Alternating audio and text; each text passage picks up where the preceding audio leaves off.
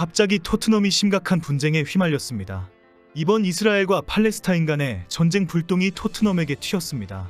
토트넘에는 이스라엘 국적의 마노 솔로몬 선수가 있습니다. 토트넘은 프리미어리그에서 유대계 경영자와 팬들이 대부분이라는 지적을 받고 있는 구단입니다. 그동안 토트넘은 이스라엘과 팔레스타인 간의 극단적인 대립이 발생할 때마다 항상 위험한 상황에 처했습니다. 결국 이번 이스라엘과 하마스 간의 전쟁에도 불똥이 토트넘에 튀었습니다. 현재 토트넘을 향한 비난이 쏟아지고 있고 마노 솔로몬을 퇴출시키지 않으면 그냥 두지 않겠다는 협박까지 나오고 있습니다. 토트넘은 24일 풀럼과의 홈경기를 앞두고 있습니다. 이 경기에서 예상치 못한 테러 사건이 발생할 수 있다는 우려까지 나오고 있습니다. 최근 영국에서는 영국 축구협회가 큰 비난을 받고 있습니다. 잉글랜드 축구협회가 이스라엘과 전쟁 중인 팔레스타인 무장정파 하마스를 공개적으로 규탄하지 않았다는 이유 때문입니다. 이는 하마스가 민간인을 납치하고 무차별한 것이 명확하게 드러났는데도 협회 차원의 의견을 밝히지 않았다는 것입니다. 그러나 프리미어리그는 오는 주말 경기에서 희생자를 추모하는 묵념을 하기로 했습니다. 토트넘도 24일 풀럼전에서 선수들과 감독이 모두 검은 완장을 착용하고 묵념하는 프리미어리그 정책에 참여할 것이라고 밝혔습니다. 영국 축구협회와 프리미어리그는 정치적인 발언과 문제에 상당히 민감한 반응을 보이고 있습니다. 현재 유럽 축구 구단들은 팔레스타인 지지를 공개적으로 밝힌 선수들에 대한 징계로 상당히 시끄럽습니다. 일부 구단들이 실제 공식적으로 정치적인 발언을 한 소속 선수를 징계했다라고 밝히고 있기 때문입니다.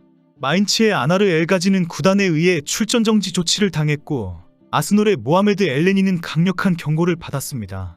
모두 팔레스타인에 대한 지지를 밝힌 선수들입니다. 이런 민감한 시기에 솔로몬이 최근 가자지구에서 발생한 병원 공습에 대해 언급했습니다. 결국 솔로몬도 정치적인 발언을 했으니 강력한 징계를 하라는 요구가 쏟아지고 있습니다. 솔로몬이 인스타에 게재한 이미지는 병원 공습은 이스라엘의 행위가 아니다라는 발표입니다. 이스라엘과 하마스 간의 전투가 가자지구 병원 공습으로 충격적인 사태로 확산되고 있습니다. 하마스 보건부는 이스라엘의 폭격으로 발생했다고 하고 이스라엘은 폭격 당시의 영상을 공개하면서 폭격 때 생기는 구덩이가 없다라고 반박했습니다. 이스라엘 방위군은 가자지구에서 이스라엘 영토를 향해 발사된 로켓의 궤도를 식별했고 일부가 발사에 실패해서 가자지구에 떨어진 증거를 공개했습니다. 로켓의 레이더 영상 이미지 외에도 하마스 대원의 감청 자료도 공개했습니다. 통화 녹음 파일에는 이번 사건이 하마스의 소행임을 인지하고 있는 듯한 대화도 담겨 있었습니다.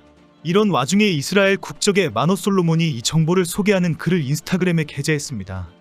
이번 사태로 이스라엘 지지자와 팔레스타인 지지자 간의 치열한 대립이 격화되면서 솔로몬이 관련 정보를 알리려고 한 것입니다. 그런데 이 솔로몬의 인스타글이 토트넘에 대한 비난과 협박으로 확산되어 버렸습니다. 평소에도 유대계 자본과 경영진 그리고 유대계로 이루어진 팬클럽으로 비판받아온 토트넘이기 때문입니다. 현재 문제가 되고 있는 솔로몬의 인스타 사진은 찾아볼 수가 없습니다.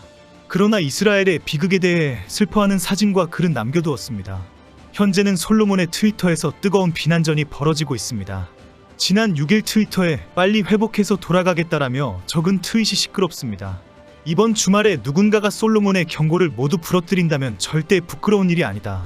오늘은 토트넘 구단에 대한 비난과 협박이 위험할 정도의 수위로 쏟아지고 있습니다.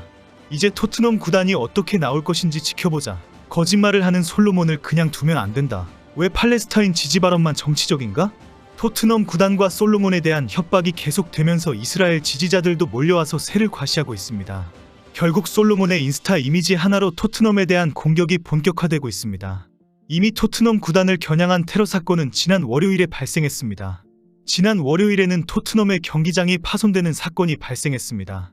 1조 6천억 원의 경기장에 괴한이 침입해서 스타디움 내의 기물을 파괴하면서 수억 원의 피해를 입혔습니다. 현장에서 한 명이 체포되었는데 토트넘은 반유대주의와 연관되었다는 징후는 없다라고 특별 발표를 했습니다.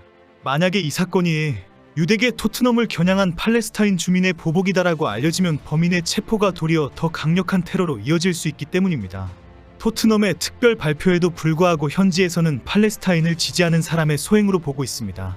토트넘 구단은 과거 유대인들이 정착한 지역에 자리를 잡으면서 유대인 클럽의 이미지가 강합니다.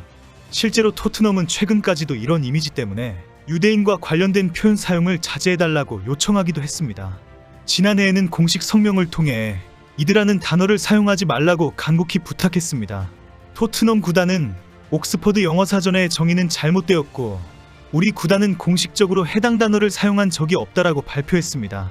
지난 2020년 2월에는 옥스퍼드 영어사전이 토트넘의 서포터 또는 선수라는 의미로 단어 이드의 정의를 변경했습니다.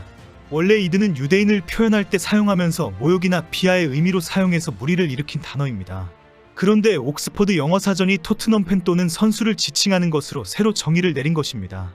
토트넘의 레비 회장이 유대인이고 홈구장에서는 종종 유대인과 유대교를 상징하는 다윗의 별 표식을 볼 수가 있습니다.